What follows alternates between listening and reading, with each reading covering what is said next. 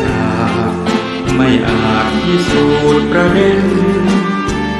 พระองค์ทรงเห็นเพราะอยู่ในญาณชั้นสูงรู้แจ้งแจ่มชัดการเปลี่ยนแปลงยิ่งนักกฎพระไตรลักษณ์ชักนำใจปรับปรุงกายนอกกายในแยกได้ปัญญาจะรุ่งมรรคญาณเรื่องรุ่งเข้าเขตโสดาบัน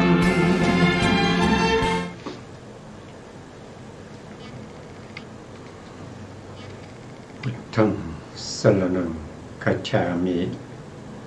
ธัมมังสรณังคัจฉามิสังฆังสรณังคัจฉามิ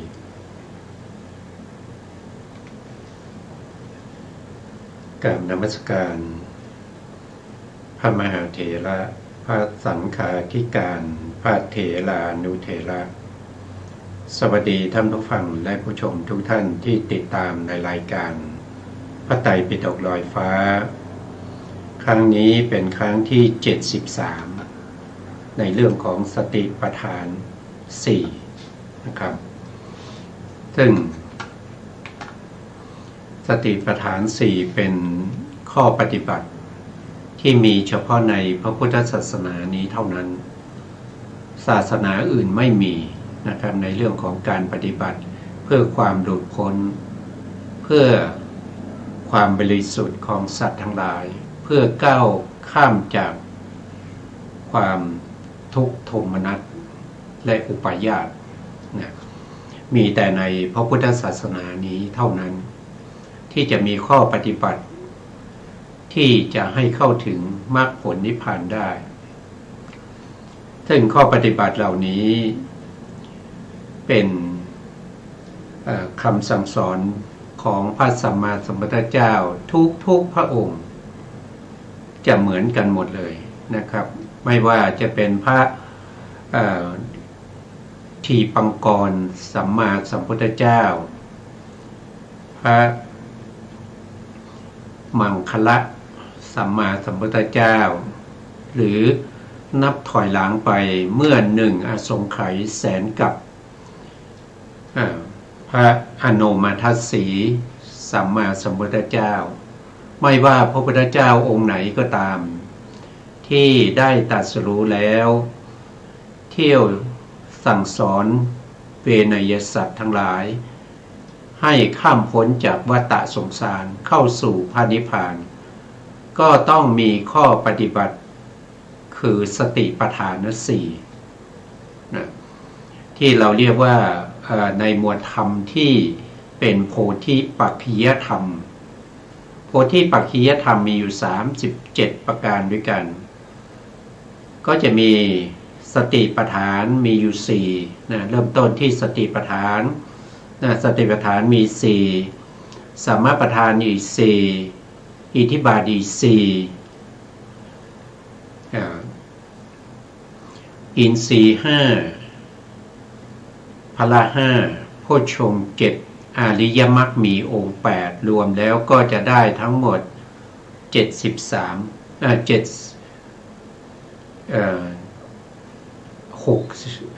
37ประการทำไมหลงเลยนะทำไมหลงนะครับ37ประการนะครับเรียกว่าโพธิปักขิยธรรม37โพธิแปลว่าตรัสรู้นะแปลว่าธรรมแห่งการตรัสรู้ปักขิยะแปลว่าฝักใฝ่สังฆะก็คือการสงเคราะห์ทำฝ่ายที่เป็นมรรคญาณหรือเป็นองค์แห่งการตรัสรู้นั่นเองครั้งที่แล้วเราก็พูดถึงในเรื่องของสัมปชัญญะนะครับสติสัมปชัญญะสติเรายังไม่ได้พูดถึงเลยนะครับเราพูดถึงในเรื่องของสัมปชัญญะอยู่สัมปชัญญะก็จะ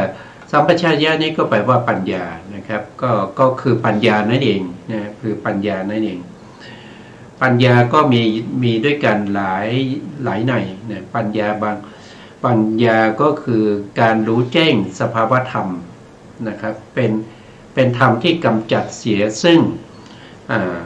โมหะคือความไม่รู้แต่ในที่นี้เราพูดถึงสัมปชัญญะในที่นี้ที่เราศึกษามีอยู่4อย่างนะครับหนึ่งคือสาตกัตถะสัมปชัญญะก็คือรู้อะไรรู้ประโยชน์นะรู้ประโยชน์นะถ้าเราพูดถึงประโยชน์ก็จะโดยทั่วไปเราก็รู้ว่าประโยชน์ของตนประโยชน์ของผู้อื่นแล้วก็ประโยชน์ทั้งตนและผู้อื่น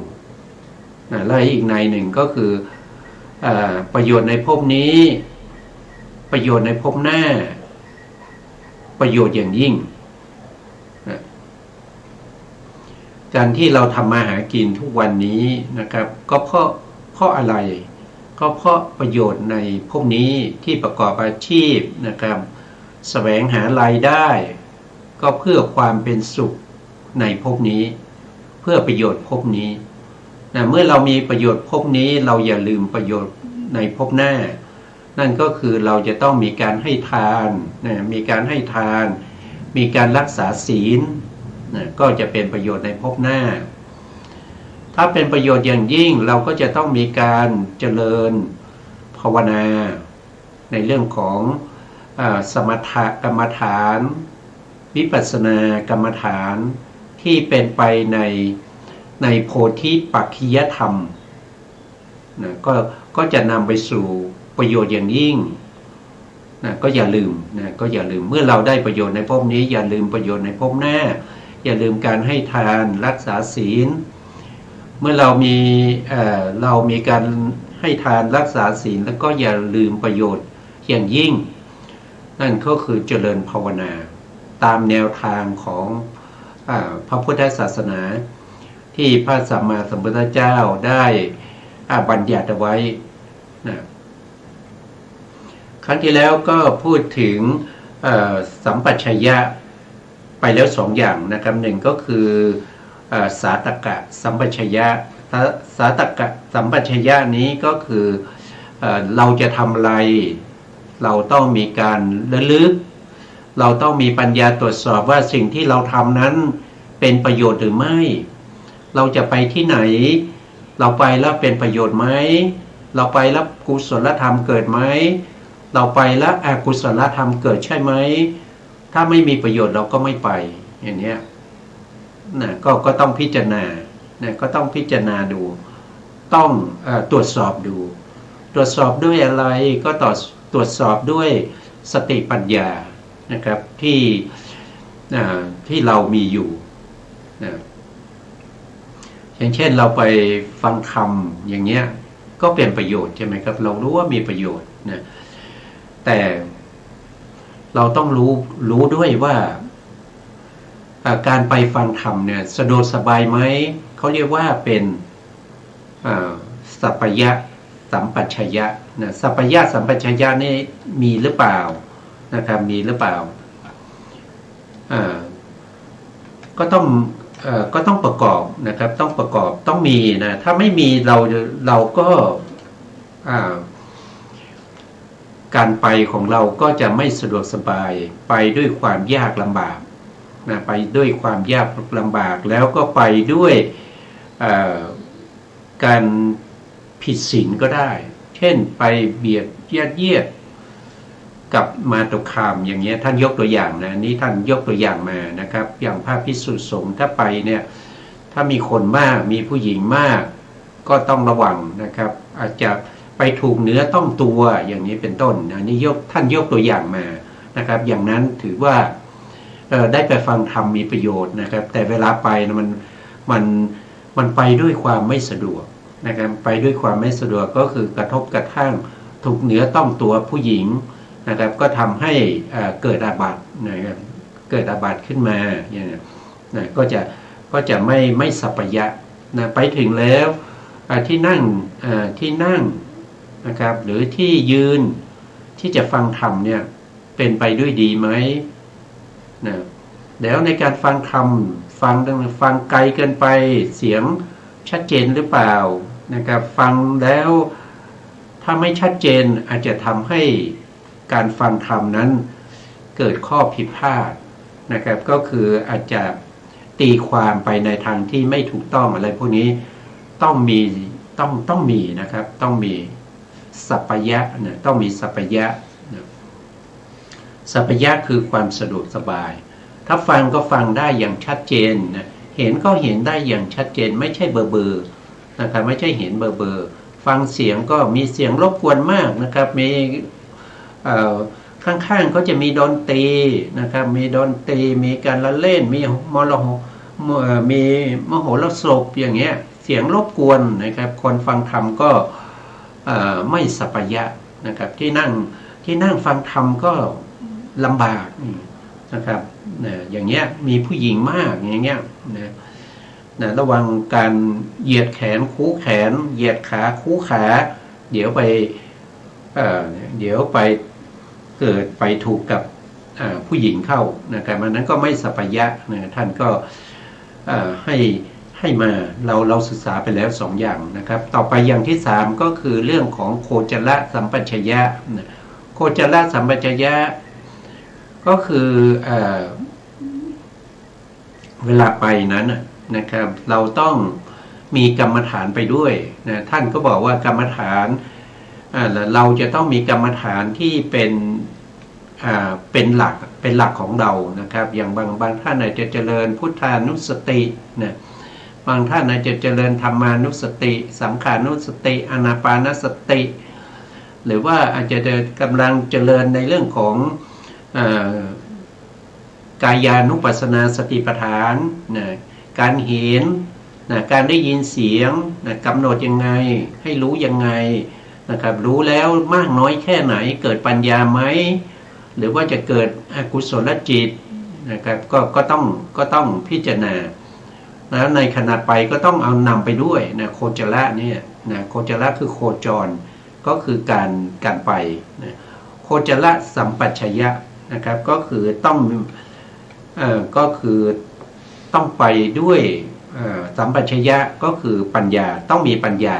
นะต้องมีปัญญาท่านก็บอกว่าในการไปก็ต้องนำกรรมฐานไปด้วยนะกรรมฐานที่เป็นหลักที่เราภาวนาอยู่เป็นประจำนะแต่ละท่านก็อาจจะไม่เหมือนกันนะเพราะว่าภาวนาในที่นี้ท่านให้มา38นะกรรมฐาน38นะกรรมฐานจริงๆมีอยู่ที่เราพูดไปแล้วมีอยู่40อย่างนะ38อย่างนี้ก็คือบางในท่านก็บอกให้ก็คือกรรมฐานที่เว้นอากาสานัญจายตนะแล้วก็วิญญาณัญจายตนะนั่นนะท่านพูดอย่างนั้นนะครับบางในก็พูดถึงว่าให้เว้นในส่วนที่เป็นอากาสาแล้วก็เป็นนัตถิภาวะนะบางในก็ให้เว้นวิญญาณนะให้เว้นวิญญาณแล้วก็เนวะนะครับก็แล้วแต่นะครับก็แล้วแต่ว่าอาจารย์ท่านเหล่านั้นนะครับมีเขาคิดเห็นยังไงนะครับแต่พวกเราคงไม่มีใครนะครับไม่มีใครที่จะสามารถมันก็บอกไม่ได้นะครับบางท่านอาจจะได้บางท่านอาจจะได้อรูปฌานบางท่านอาจจะได้อรูปฌาน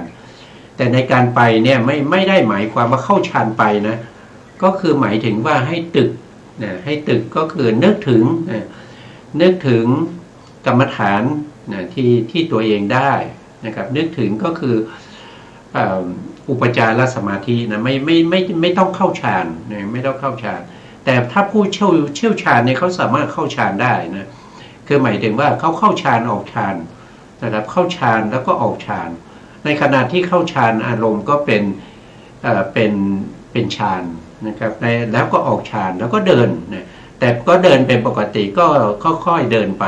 นะไม่ได้รีบร้อนนะไม่ได้ถึงกับต้องเดินเร็วๆหรือว่าจะต้องวิ่งไปถึงกับขนาดนั้นต้องค่อยๆเดินไปนะครับทอดสายตาไม่เหลียวซ้ายไหลขวานะทอดสายตาให้ต่ำลงนะครับประมาณห่างจากตัวประมาณ2 เมตรนะ นะไม่ต้องเหลียวซ้ายแลขวาไม่ต้องดูบนดูล่างไม่ต้องดูช้างดูม้าดูหญิงดูชายนะครับไปด้วยอาการที่สงบเสงี่ยมนะครับอันนั้นเรียกว่าเป็นกรรมฐานมีกรรมฐานไปด้วยนะเพื่อความแจ้งชัดโคจรสัมปชัญญะบัณฑิตพึงทราบจตุกะดังนี้นะครับท่านบอกว่าโคจรสัมปชัญญะนี้มีบัณฑิตเนี่ยนะโดยส่วนมากก็จะมีอยู่4อย่างนะครับท่านก็อธิบายไว้ตรงนี้ว่าภิกษุบางรูปในศาสนานี้นำไปนะครับนำไปก็คือนำกรรมฐานไปกรรมฐานนั้นไม่เหมือนของแต่ละท่านก็แล้วแต่ท่านมีความชำนาญในกรรมฐานอะไรนะครับเป็นหลักในการบริกรรมเป็นหลักในการที่เราเจริญอยู่ทุกวันนะที่เราเชี่ยวชาญนะนำไปด้วยนำไปด้วยก็คือกำหนดไปด้วยพิจารณาไปด้วยในขณะไปนะไม่ต้องรีบร้อนนะไม่ต้องรีบร้อนไม่ต้องช้าเกินไปเดินไปด้วยความสงบเสงี่ยมใจก็นึกถึงตึกเรื่องของกรรมฐานไปด้วยนะครับท่านบอกว่าภิกษุรูปนี้นำกรรมฐานไป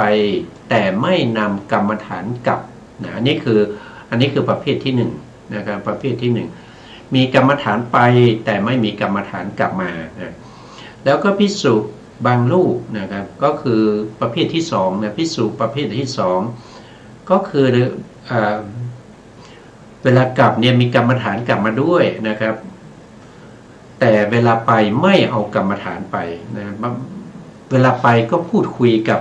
พระภิกษุด้วยกันนะครับคุยไปด้วยเดินไปด้วยนะครับหรือว่าพูดคุยกับญาติโยมฆราวาสนะแต่ขากลับนี่เขาไปไหนหมดไม่รู้นะครับเหลือตัวคนเดียวก็เลยภาวนามาด้วยนะก็เอากรรมฐานกลับมาด้วยนะครับแต่ขาไปไม่มีนะครับวันนี้ยกตัวอย่างนะครับอาจจะมีตัวอย่างอื่นนะครับอย่างอื่นก็ให้เข้าใจหลักๆว่าบางรูปนะภิกษุบางรูปเนี่ยเวลาไปเนี่ยไม่ได้นำไปนะครับแต่เวลากลับก็นำกลับนะแต่ในที่นี้นะแล้วข้อภิกษุรูปที่3นะรูปที่3ก็คือไม่ได้นำไปแล้วก็ไม่ได้นำกลับด้วยนะครับไปด้วยความ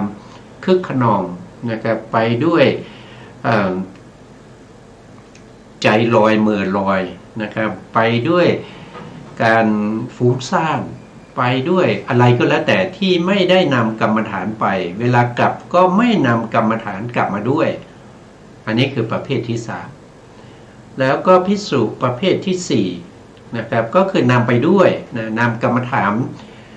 ที่ตัวเองเนี่ยเชี่ยวชาญนะครับที่ตัวเองเป็นหลักประจำใจของตัวเองนะไม่ว่าจะเป็น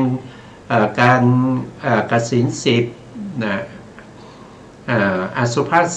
10นะแล้วก็อนุสติ10อะไรพวกนี้นะครับที่ตัวเองมีความเชี่ยวชาญนะครับก็เวลาไปก็ขึ้นอยู่กับแต่ละบุคคลนะเนี่ยก็พูดไปหลายครั้งนะครับถ้าผู้เชี่ยวชาญเนี่ยผู้ที่มีวสีเนี่ยท่านสามารถเข้าฌานออกฌานได้ในขณะเดินนะครับแต่ถ้าอย่างผู้ที่กำลังประพฤติปฏิบัติอยู่นะครับก็ต้องกำหนดองค์กรรมฐานนั้นนะครับเพื่อให้ติดอยู่ที่ใจไม่ให้มันหลุดไปนะครับก็เวลาไปแล้วก็เวลากลับด้วยนะประเภทที่4นำไปแล้วก็นำกลับด้วยนะก็สรุปแล้วก็มีถ้าว่าโดยโคจรสัมปชัญญะก็คือการมีปัญญานะครับปัญญาที่พิจารณากรรมฐานทั้งขาไปแล้วก็ขากลับด้วยนะไปไหนนะครับก็ไปบิณฑบาตอย่างเงี้ยนะครับไปฟังธรรมอย่างเงี้ยไปกวาดลานพระเจดีย์นะครับหรือว่าไปทำความสะอาดกุฏิวิหารอะไรพวกนี้นะครับก็ต้องมีกรรมฐานด้วยนะก็มีกรรมฐานยกตัวอย่างเช่นเวลาทำความสะอาดใช่ไหมเรากำหนดกายานุปัสสนาสติปัฏฐานไปด้วยในขณะที่ทำความสะอาดใช่ไหมเวลาเราเช็ดถูเนี่ยนะเราไปจับผ้าใช่ไหมครับเราก็กำหนดส่งจิตไปที่มือ ในการจับลงไปรู้ว่าผ้ามันนิ่มก็กำหนดถึงสภาวะของการกระทบของโพธพารมณ์นะโพธพารมณ์เป็นอารมณ์ที่เป็นผ้ากระทบกับกายประสาทที่มือนะเกิดความรู้สึกว่ามันนิ่มมันนุ่มมันเป็นธาตุอะไรก็คือเป็นมหาพุทธรูปนะมหาพุทธรูปที่เป็นปฐวีธาตุนะครับเพราะธาตุดินมันน้อยมันจึงนุ่มนะมันจึงนุ่มมันจึงจับแล้วมันสบายมือนะครับต้องระลึกรู้อย่างนี้ว่าการรู้ว่ามันนุ่มอย่างเนี้ยก็เพราะว่าโพธพารมณ์กระทบกับกายประสาทนะแล้วก็เกิดกายวิญญาณขึ้นที่ฝ่ามือที่กระทบนั้นรู้ถึงความนุ่มหรือเอาผ้าไปซักนะครับเมื่อลงไปในน้ำก็รู้ถึงความเย็นก็กำหนดความเย็นอย่างเงี้ยอันนี้ก็คือการกำหนดในเรื่องของธาตุ ในเรื่องของธาตุนะครับกำหนดในเรื่องของธาตุนี้อยู่ที่ไหนนะธาตุนี้ก็อยู่ในกายไงนะมหาพุทธรูปเนี่ยมันอยู่ในกายนะครับเป็นกายานุปัสสนาเป็นอยู่ในกายการกระทบนะครับกระทบกับกายประสาทมันก็จะเป็นทั้งกรรมฐานที่เป็นธาตุแล้วก็กรรมฐานที่เป็นกายอยู่ในหมวดของกายานุปัสสนาสติปัฏฐานนั่นเองนะก็เวลาเดินนะครับเวลาเดินเวลาเดินไปฟังธรรมเวลาเดินไปที่ไหนก็ตามก็กำหนดการเดินนะครับเวลาเราเดินเราก้าวเดินเนี่ยเราก็รู้สึกถึงความตึงความหย่อนของขาที่มันก้าวไปนะขาที่มันก้าวไปเวลาที่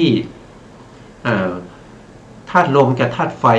นะครับที่มีกำลังเนี่ยมันก็ยกขึ้นได้นะครับยกขึ้นได้เวลายกขึ้นเนี่ยมันก็จะหย่อนใช่ไหมครับถ้ามันตึงมันยกไม่ขึ้นถ้ามันหนักเป็นธาตุดินกับธาตุน้ำเนี่ยมันหนักมันก็ยกไม่ขึ้นนะมันยกขาไม่ขึ้นนะก็ต้องกำหนดรู้สภาวะเหล่านี้นะว่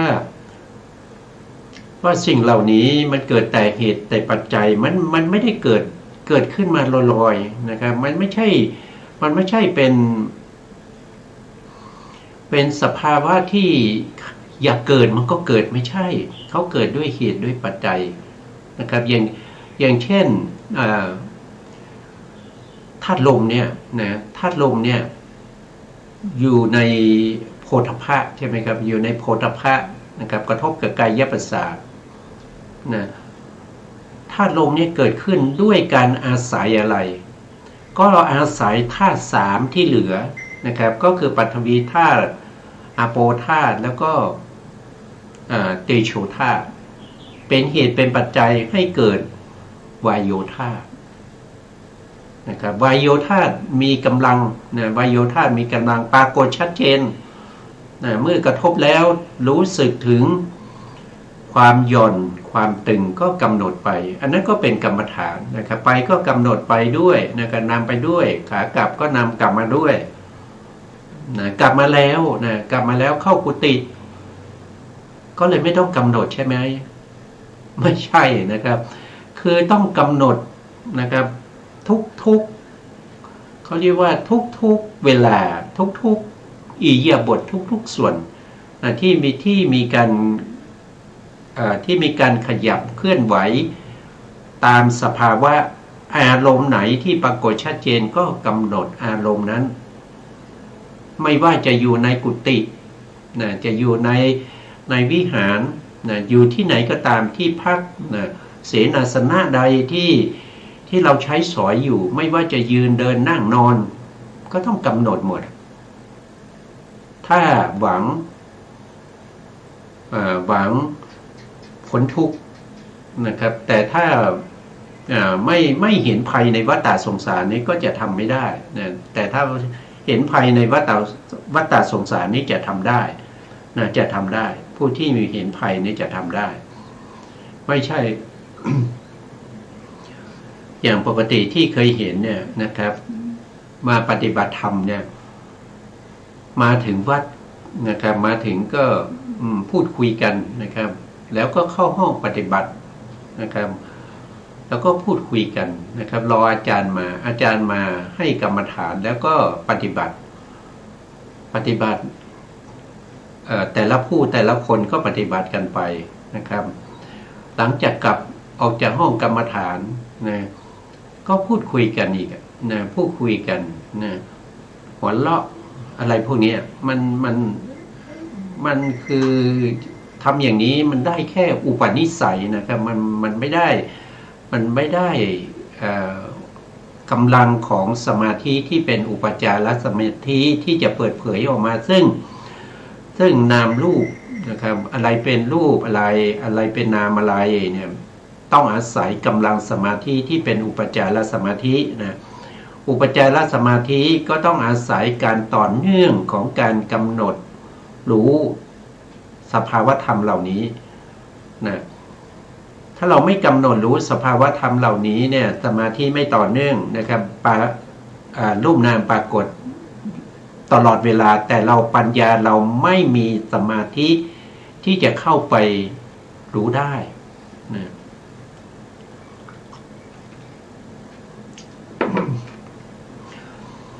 ถ้าเราเข้าไปเห็นรูปนามไม่ได้อย่าไปหวังว่าเราจะเห็นปัจจัยของรูปนามเขาปรากฏอยู่แล้วเขาเกิดดับอยู่แล้วปกติอยู่แล้วโดยธรรมชาติอยู่แล้วแต่เราเมื่อมองไม่เห็นนะทำไมเรามองไม่เห็นก็เพราะว่าสมาธิเราไม่มีปัญญาของเราเกิดดับเกิดขึ้นแล้วก็ดับจะเป็นการเหมือนกับไฟที่มาแล้วก็ไฟกระพริบไฟกระพริบมีดับมีติดมีดับไปอย่างเงี้ยมันไม่ได้ต่อเนื่องกันนะสมาธิก็เลยไม่มีกำลังนะแต่ถ้าต่อเนื่องกันไปอย่างกับกระแสไฟฟ้าที่มาต่อเนื่องเนี่ย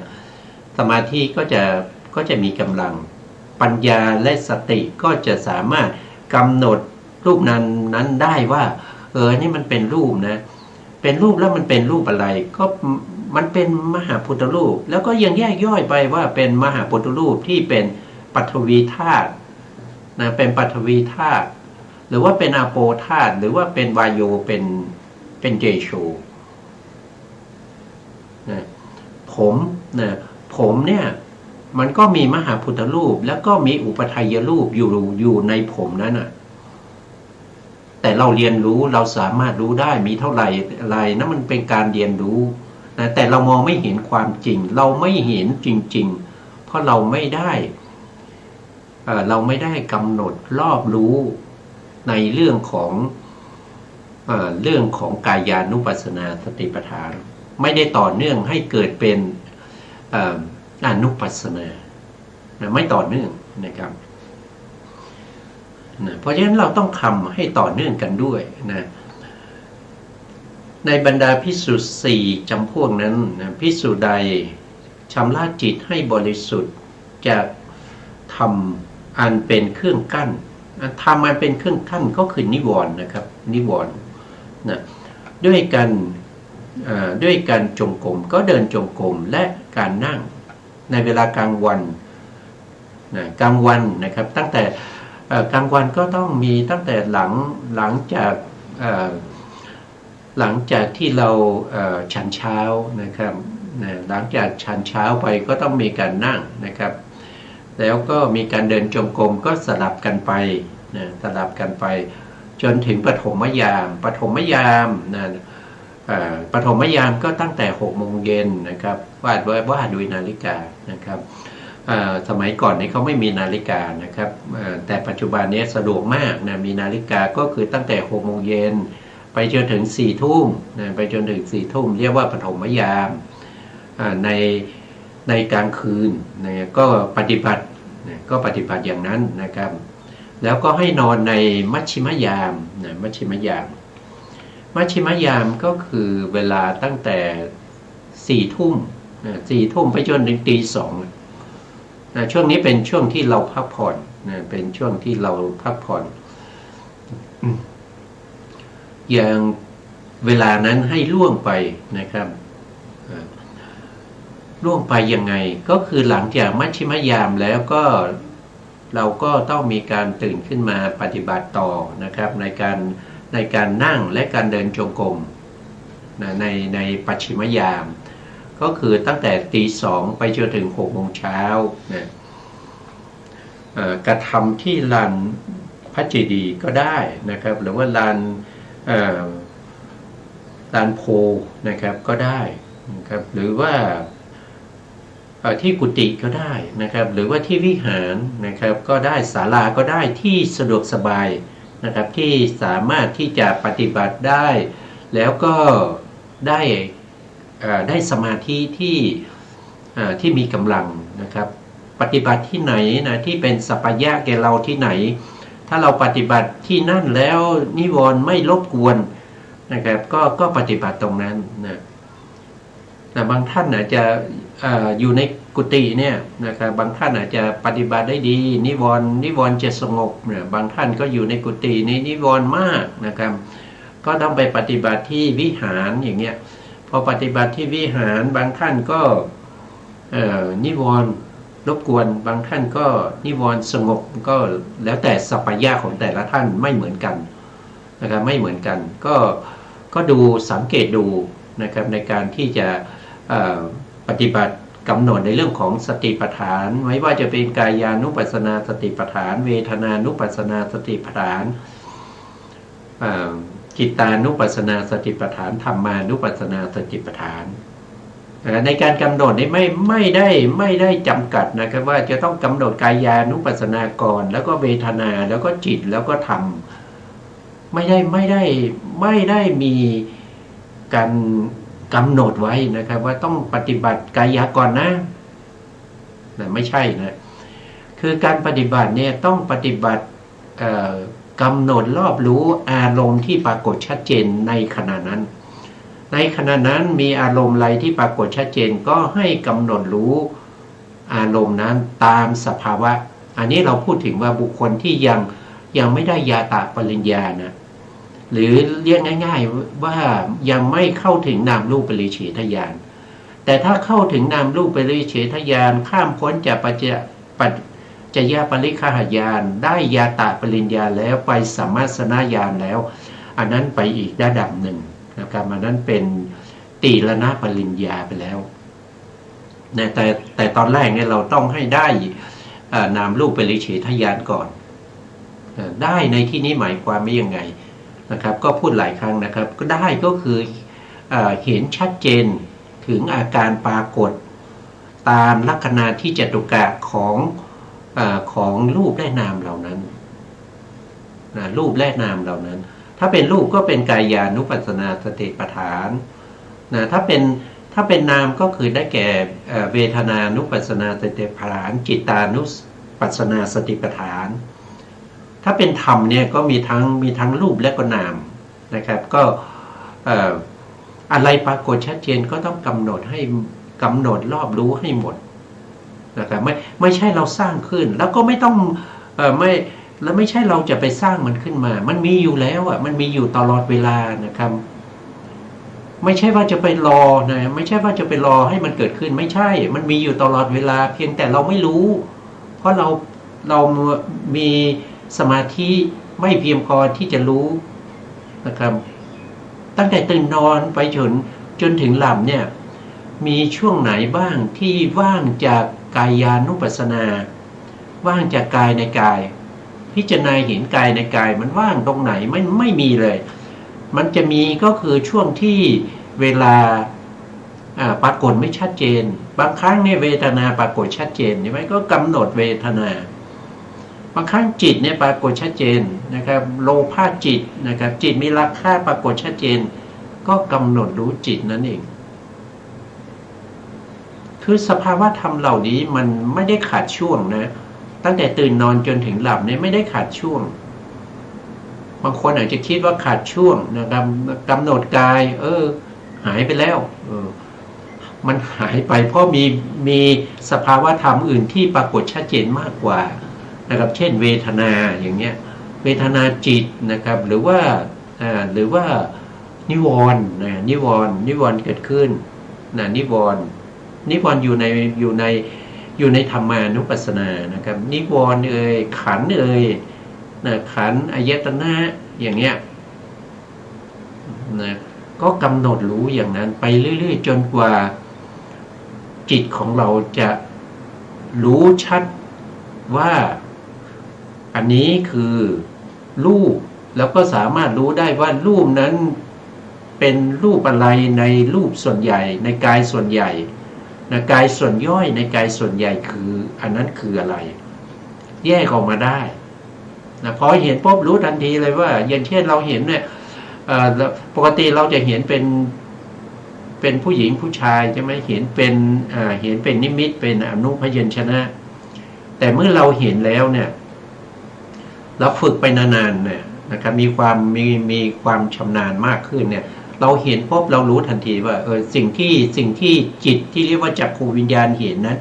เขาเห็นแต่สีเท่านั้นเองเขาไม่ได้เห็นเป็นผู้หญิงผู้ชายนะเขาไม่ได้เห็นเป็นวัตถุสิ่งของเขาไม่ได้เห็นเป็นนิมิตอนุพยัญชนะแต่ในขณะที่เขาเห็นแต่ละครั้งเขาเห็นแค่จุดเดียวเห็นแค่สีเท่านั้นนะครับแค่จุดเดียวเนี่ยผ่านไปถึง5วิถีนะทางจักขุทวารวิถีแล้วก็ไปทางใจอีกตั้ง4วิถีนะครับแล้วก็วนอยู่อย่างนี้นะครับตั้งหลายร้อยหลายพันวิถีนะครับหลายร้อยหลายพันบางครั้งเป็นแสนเป็นหมื่นเป็นแสนเป็นล้านวิถีกว่าที่จะรู้ได้ว่าสิ่งที่เราเห็นที่ถอดรูปถอดรหัสออกมาว่าเป็นผู้หญิงผู้ชายเนี่ยผ่านไปพูดกันเป็นล้านวิถีนะเพราะว่าจิตเกิดดับเนี่ยมันรวดเร็วนะลัดนิ้วมือหนึ่งนะครับดีดนิ้วมือหนึ่งเกิดดับไปทั้งแสนโกฏแสนโกฏเนี่ยถ้าจัดเป็นวิถีนะครับแล้วก็ที่ไม่ขึ้นวิถีเนี่ยสลับกันไปสลับกันมาเนี่ยพูดเป็นล้านวิถีนะล้านวิถีนะบางคนอาจจะรวดเร็วหน่อยอาจจะพูดเป็นแสนวิถีหลายแสนวิถีอย่างเงี้ยนะเพราะฉะนั้นรู้ได้สิ่งเหล่านี้รู้ได้ด้วยการฝึกรู้ได้ด้วยการใส่ใจรู้ได้ด้วยส่วนประกอบทั้งหมดที่กำลังพูดถึงต้องมีสติสัมปชัญญะนะครับที่เรากำลังพูดถึงอยู่นะครับท่านให้ทำนะครับตั้งแต่ตื่นนอนจนถึงหลับไปเนี่ยท่านบอกนะครับไม่ว่านะครับไม่ว่าจะอยู่ที่ลานพระศรีมหาโพธิ์นะครับรดน้ำต้นไม้นะรดน้ำต้นพระศรีมหาโพธิ์นะครับตั้งน้ำดื่มน้ำฉันนะต้องกำหนดนะครับประพฤติสมาทานขันธวัตรนะครับเป็นเช่นนะก็มีอาจาริยวัตรนะอุปชายวัตรนะเป็นต้นพวกนี้ต้องกำหนดรู้นะต้องกำหนดรู้ด้วยนะภิกษุนั้นทำสรีระบริกรรมเข้าสู่เสนาสนะให้ร่างกายได้รับไออุ่นนะก็คืออาจจะมีการอาบน้ำนะทำให้ร่างกายเนี่ยสบายนะครับในการที่ปฏิบัตินะก็ต้องในขณะอาบน้ำก็ต้องกำหนดนะต้องกำหนดรอบรู้นะรอบรู้ในสภาวธรรมที่ปรากฏอยู่นะครับไม่ใช่อาบน้ำก็อาบไปนะครับไม่ได้สนใจว่าสภาวธรรมอะไรเกิดขึ้นในขณะที่อาบน้ำนะเพราะพวกนี้ต้องถือปฏิบัตินะครับโดยกำหนดกรรมฐานเป็นหลักนั่นเชียวออกจากเสนาสนะคืออยู่ในเสนาสนะก็ทำออกจากเสนาสนะนะครับก็ต้องทำออกจากเสนาสนะเราอาจจะนั่งอยู่แล้วก็ลุกขึ้นนะครับลุกขึ้นก็ที่ยืนก็เรียกว่าเสนาสนะเหมือนกันนะครับต้องกำหนดนะที่ยืนที่เดินนะที่นอนนะพวกนี้ก็เป็นเสนาสนะทั้งหมดนะครับใส่ใจกรรมฐานอยู่อย่างนั้นนะไปที่ลานพระเจดีย์นะครับหรือว่าหากเจริญ สมมติว่าเป็นผู้ที่เจริญพุทธานุสตินะไปถึงที่ลานพระเจดีย์แล้วนะก็เจริญพุทธานุสติไปเรื่อยๆนะครับแต่ถ้าอันนี้คือท่านอธิบายเพิ่มเติมนะจากข้างบนก็ผ่านมาแล้วข้อความนี้นะถ้าเรากำหนดกรรมฐานอย่างอื่นเนี่ยถ้าไปที่ลานพระเจดีย์เนี่ยก็ต้องวางนะครับต้องวางกรรมฐานนั้นก่อนแล้วก็ให้เจริญพุทธานุสตินะครับเอาพระพุทธเจ้านี่เป็นอารมณ์นะเอาพระพุทธเจ้าเป็นอารมณ์เพราะว่าลานพระเจดีย์เนี่ยเป็นสถานที่ที่พระพุทธองค์นะครับอุปมาอุปไมยก็เหมือนกับที่พระพุทธองค์กำลังตรัสรู้อริยสัจสี่ตรัสรู้เยยธรรมตรัสรู้เยยธรรม5ประการที่ใต้ต้นสีมหาโพธิ์ได้บรรลุเป็นพระอรหันตสัมมาสัมพุทธเจ้าตรัสรู้นอกจากเยยธรรมแล้วก็ยังมีตรัสรู้ในเรื่องของตรัสรู้ในธรรมที่ควรรู้ยิ่งพระองค์ก็ได้รู้ยิ่งแล้วนะตรัสรู้ธรรมที่ควรกำหนดรู้พระพุทธองค์ก็ได้กำหนดรู้แล้วตรัสรู้ในธรรมที่ควรละพระองค์ก็ได้ละแล้วตรัสรู้ในธรรมที่ควรเจริญพระองค์ก็ได้เจริญแล้วตรัสรู้ในธรรมที่ควรทำให้แจ้งพระองค์ก็ได้ทำให้แจ้งแล้วณใต้ต้นสีมหาโพธิ์บนวชิรบัลลังก์นะแต่ต้นโพนั้นอยู่ที่พุทธกยานะครับปัจจุบันก็เป็นต้นที่4แล้วนะครับต้นเดิมเนี่ยได้อัตถานไปแล้วนะครับด้วยพวกมิจฉาทิฏฐินะครับพวกมิจฉาทิฏฐินะครับทำลายต้นโพไปแล้วนะครับแล้วก็ต้นที่4นี้ก็มาจากต้นแรกนั่นเองนะครับต้นที่2ต้นที่3ต้นที่4ก็คือเป็นหน่อของต้นแรกนั่นเองนะครับแล้วก็ในการเข้าไปลานพระเจดีย์เนี่ยก็ต้องมีการเดินประทัดศีลนะครับก็คือเดินเวียนขวานะครับก็คือเอาด้านขวามือของเราเนี่ยไปที่ต้นโพนะให้อยู่กับต้นโพแล้วก็เดินเวียนนะครับขวามือของเรานะครับไม่ใช่ซ้ายมือนะไม่ใช่ซ้ายมือนะครับซ้ายมือไปทางต้นโพไม่ใช่นะครับต้องขวามือไปทางต้นโพแล้วก็เดินเวียนนะครับเวียนเขาเรียกว่าเวียนขวานะครับแล้วก็แต่ละทิศนะครับถ้าเป็นพระเจดีย์ที่ใหญ่เนี่ยแต่ละทิศก็ต้องมีการกราบไหว้นะครับเดินไปถึงทิศตะวันออกนะครับก็หยุดแล้วก็กราบไหว้ต้นโพนะครับการกราบไหว้ต้นโพเนี่ยให้ระลึกถึงพุทธานุสตินะคือระลึกถึงพระพุทธเจ้าว่าพระพุทธองค์เป็นพระอรหันต์นะครับไกลจากกิเลสนะไกลจากกิเลสนะครับกำจัดเสียซึ่งข้าศึกคือกิเลสเป็นผู้หักเสียซึ่งซี่กรรมแห่งสังสารวัฏไม่มีที่ไปในวัฏฏะสงสารนะครับพระพุทธองค์ไม่เวียนว่ายตายเกิดในวัฏฏะสงสารแล้วก็คือไม่มีที่ไปในวัฏฏะสงสารซี่กรรมก็เหมือนกับล้อรถนะครับก็คือซี่ที่อยู่ที่ล้อทำลายแล้วล้อรถนั้นไม่มีแล้วรถนั้นพาไปในวัฏฏะสงสารไม่มีแล้วนะก็ลึกถึงพุทธานุสตินะครับพุทธานุสติทั้ง9นะครับว่าโดยพิสดารไม่ถ้าว่าโดยพิสดารเนี่ยโอ้นี่ท่านบอกว่านะครับอัตถกถาอาจารย์บอกว่ากล่าวโดยพิสดารเนี่ยไม่มีใครที่จะกล่าวให้หมดไปได้นะครับถึงแม้ว่าจะมีเสียงตั้ง100เสียงนะแล้วก็แต่ละเสียงเนี่ยก็จะมีปากนะ100 ปากนะครับแล้วก็มีลิ้น100 ลิ้นนะทุกปากทุกลิ้นเนี่ยกล่าวแต่พุทธคุณนะตลอดระยะเวลาไม่มีการพักนะตลอดกับนะก็คือหมายถึงตั้งแต่โลกของเรามีมนุษย์มาอาศัยอยู่แล้วก็กล่าวพุทธคุณเนี่ยไปจนถึงโลกเนี่ยถูกทำลายไปจนหมดสิ้นนะก็ยังกล่าวพุทธคุณไม่หมดนะครับเพราะฉะนั้นทุกวันนี้เรากล่าวพุทธคุณเนี่ยกล่าวแบบย่อนะครับย่อแบบสั้นมากก็มีนะครับสั้นมากก็คือ สามนะพุทธคุณสามก็คือมีพระมหากรุณาธิคุณนะแล้วก็พระบริสุทธิ์ที่คุณแล้วก็พระปัญญาที่คุณนะก็ผู้ที่มีความรู้ในเรื่องของพุทธคุณมากก็สามารถที่จะเจริญพุทธานุสติได้มากนะครับได้มากการเจริญพุทธานุสติได้มากผู้นั้นก็จะได้อานิสงส์นะครับได้ความสงบได้สมาธิเป็นบาทเป็นเบื้องต้นแห่งปัญญานะเมื่อมีสมาธิไม่ต้องกลัวว่าจะไม่มีปัญญานะครับเพราะสมาธินี่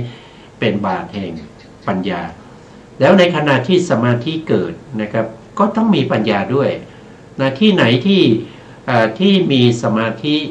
นะครับเข้าถึงระดับอุปจารสมาธิเนี่ยไม่มีปัญญาก็จะเข้าไม่ถึงนะไม่ต้องพูดถึงอัปปนานะครับอัปปนามีอยู่แล้วนะปัญญาต้องมีอยู่แล้วในจิตดวงเดียวกันปฐมฌานเนี่ยก็ต้องมีปัญญาด้วยนะครับแต่อุปจารสมาธิเนี่ยนะจะต้องมีปัญญาด้วยในอุปจารสมาธิอุปจารสมาธิที่มีปัญญาก็คือได้แก่มหากุศลญาณสัมปยุตนะ4ดวงนะครับไม่ว่าจะเป็นประเภทที่เป็นมีเวทนาเป็นสมนัตหรือเป็นอุเบกขาก็ตามนะตรงนั้นจะมีปัญญาประกอบด้วยนะครับมีปัญญาประกอบมีสมาธิมีสติมีวิริยะนะประกอบอยู่ในจิตดวงเดียวกันเพียงแต่ว่ากำลังของปัญญานะครับกำลังของสมาธิกำลังของวิริยะกำลังของสติอะไรพวกนี้จะมีกำลังหรือไม่ก็ขึ้นอยู่กับการที่เราจะต้องฝึกฝนเนี่ยเราต้องฝึกฝนเราต้องกำหนดเราต้องทำให้มันเกิดขึ้นนะทำให้สิ่งเหล่านี้เกิดขึ้นเพราะสิ่งเหล่านี้เป็นสิ่งที่ควรเจริญนะสตินะครับสติปัฏฐาน4เป็นธรรมที่ควรเจริญนะสติปัฏฐาน4สัมมาปัฏฐาน4คือวิริยะก็ต้องเป็นธรรมที่ควรเจริญสติปัฏฐาน4สัมมาปัฏฐาน4อิทธิบาท4ก็ต้องเจริญอยู่ๆจะมีขึ้นไม่ได้ต้องมีการฝึกต้องมีการทำให้เกิดขึ้นนะ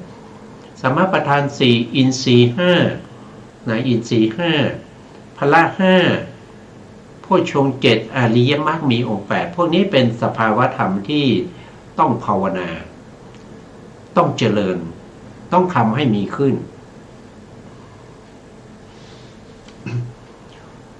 นะอันนี้เป็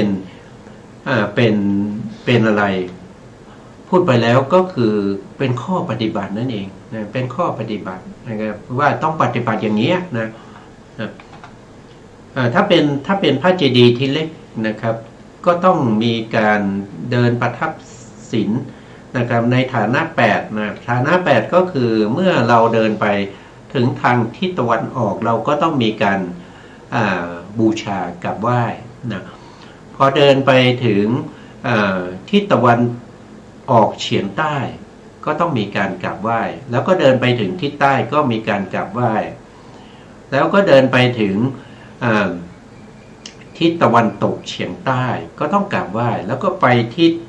ตะวันตกนะครับก็คือ8ทิศนั่นเองนะครับในฐานะ8ก็คือต้องไหว้ใน8ทิศนะครับแต่ช่วงที่กำลังเดินนั้นต้องเจริญพุทธานุสตินะครับแล้วก็ในขณะที่ไหว้ก็ต้องระลึกถึงว่าเรากราบไหว้พระสัมมาสัมพุทธเจ้าพระเจดีย์ก็มีปกติแล้วก็จะมีพระธาตุใช่ไหมครับพระธาตุหรือพระบรมสารีริกธาตุของพระพุทธองค์ซึ่งเป็นส่วนเดียวที่เหลือจากพระสรีระของพระพุทธเจ้านะครับก็คือพระบรมสารีริกธาตุเท่านั้นที่ยังคงเหลืออยู่ในปัจจุบันนี้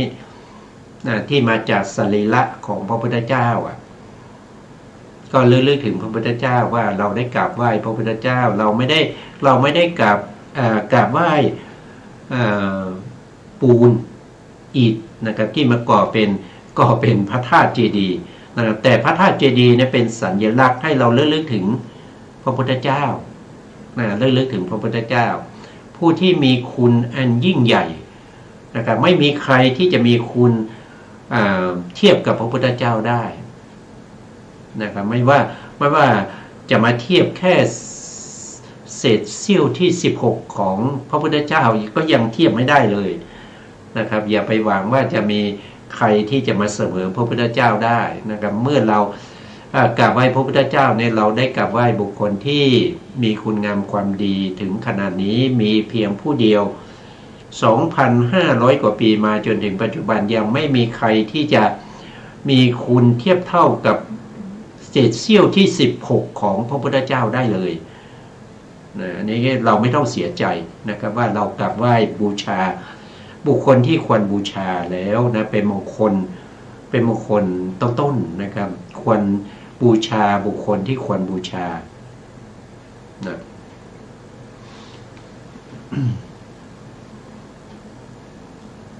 ต่อไปนะครับท่านบอกว่าเนี่ยครับตรงนี้ดูดอยู่เฉพาะหน้าพระพักตร์ของพระสัมมาสัมพุทธเจ้านะครับที่เรากราบไหว้นั้นนะครับ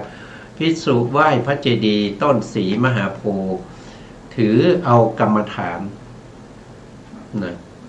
คนพักไว้นะครับดูดคนที่เก็บของก็คือหมายถึงว่าเมื่อเสร็จแล้วเนี่ยเวลาผู้ที่มีกรรมฐานอื่นเนี่ยเป็นหลักนะเป็นหลักก็คือไม่ได้เจริญพุทธานุสติเป็นประจำนะครับก็เวลาออกจากลานพระเจดีย์หรือว่าออกจากลานต้นศรีมหาโพธิ์ก็ถือเอากรรมฐานที่ตัวเองพักไว้นะครับเจริญต่อไปนะครับไปที่ไหนก็ไปบิณฑบาตนะครับที่ตัวเองพักไว้แล้วก็ไปบิณฑบาตเข้าไปในหมู่บ้านนะครับเข้าไปในหมู่บ้านครองจีวรนะครับถือกรรมฐานเป็นหลักเที่ยวเป็นหลักนั้นเที่ยวนะครับเข้าไปในหมู่บ้านเพื่อบิณฑบาตครั้งนั้นมนุษย์ทั้งหลายนะครับก็คือหมายถึงฆราวาสทั้งหลายที่เห็นพระภิกษุท่านมาบิณฑบาตนะครับก็รับบาตรนิมนต์ให้ทั้งนั่งนะครับ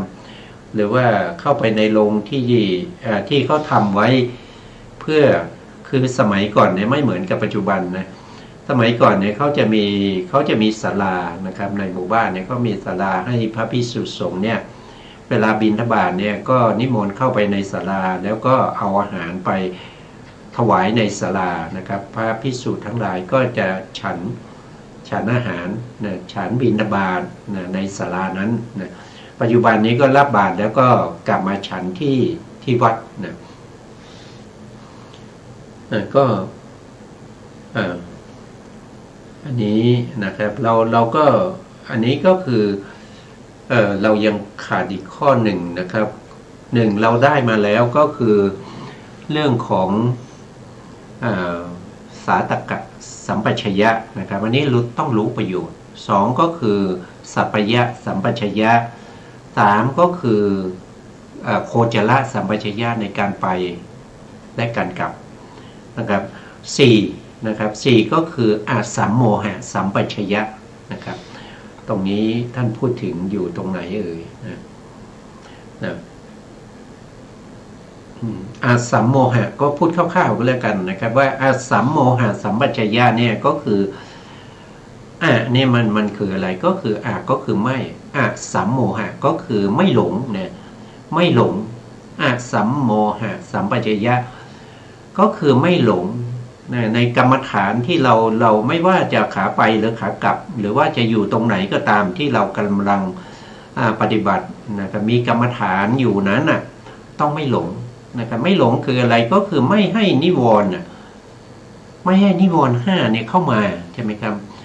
แต่ไม่ให้กรรมฉันทานิวรณ์เนี่ยเกิดขึ้นในจิตนะถ้ากรรมฉันทานิวรณ์เกิดขึ้นในจิตนั่นแสดงว่าเราหลงแล้วไม่มีอาสัมโมหะสัมปชัญญะนะก็กลายเป็นสามโมหะไปเลยสามโมหะนะ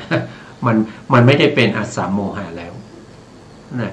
กรรมฉันทานิวรณ์นะครับการที่เราจะละนิวรณ์ได้เนี่ยนะครับเราก็ต้องอาศัยถ้าเป็นกรรมฉันทานิวรณ์คือความยินดีติดใจในกามคุณทั้งหลายเนี่ยละได้ด้วยเอกคตานะเอกคตาคือสมาธินะกรรมฉันทานิวรณ์นะถ้าจะกรรมฉันทานิวรณ์เกิดขึ้นก็ต้องละนะ เวลาไม่พอนะครับก็พูดชื่อไว้ก่อนนะครับมีกามฉันทานิวรณ์พยาปาทานิวรณ์ทีนมิทานิวรณ์อุทจักกุกุจานิวรณ์แล้วก็วิจิกิจฉานิวรณ์นะครับก็จะมีนิวรณ์5ถ้าอภิธรรมก็มีนิวรณ์6นะนิวรณ์6ก็คือได้แก่อวิชชานิวรณ์ด้วยนะอวิชชาก็เป็นนิวรณ์นะครับเอาแค่นี้ก่อนนะครับวันนี้นะเพราะเวลาเราหมดแล้วนะสุดท้ายนี้ขอกราบขอบพระคุณพระครูสมุทรวิสุวัฒน์วรกิจโจผู้อำนวยการสถานีวิทยุเพื่อการศึกษาพระพุทธศาสนาและวัฒนธรรม FM 104.5 เมกะเฮิรตซ์วัดฝายหินจังหวัดเชียงใหม่และขอกราบขอบพระคุณพระครูปริยัติยานุศาสตร์ขอบคุณท่านผู้ฟังและผู้ชมทุกท่านที่ติดตามในรายการพระไตรปิฎกลอยฟ้าพบกันใหม่ในโอกาสต่อไปครับวันนี้ลาไปก่อนครับสวัสดีครับ